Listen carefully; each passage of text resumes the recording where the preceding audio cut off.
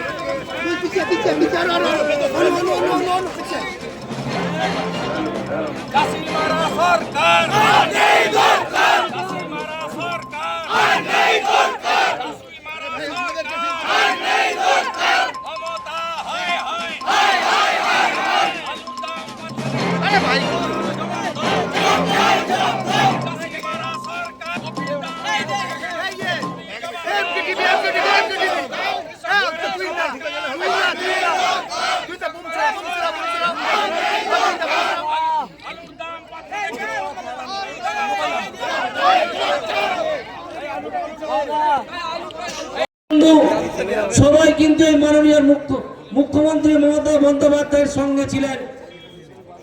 সেই সিঙ্গুর সেই নন্দীগ্রামকে নিয়ে তিনি বারে বারে আন্দোলন করেছিলেন। সিঙ্গুর থেকে সিঁড়িমেয়ে নিয়ে গিয়ে নবান্নের 14 তলায় তিনি বসেছিলেন।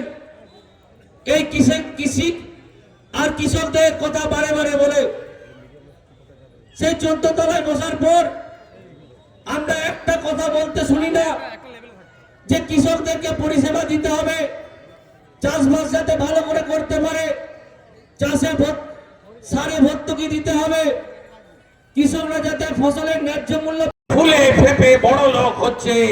এখানকার ভোটে গণনায় কারচুপি করা সাংসদ বালি চোরেদের গাড়ি চড়ে ঘুরে বেড়াচ্ছে। আমাদের কাছে সব ছবি আছে, ভিডিও আছে, আমরা দেখতে পাচ্ছি। তাই সর্বাত্মক ভাবে আগামী দিনে কৃষকদের স্বার্থে, নদী বাঁচানোর স্বার্থে রোহিঙ্গা মুসলমানদের এলাকা থেকে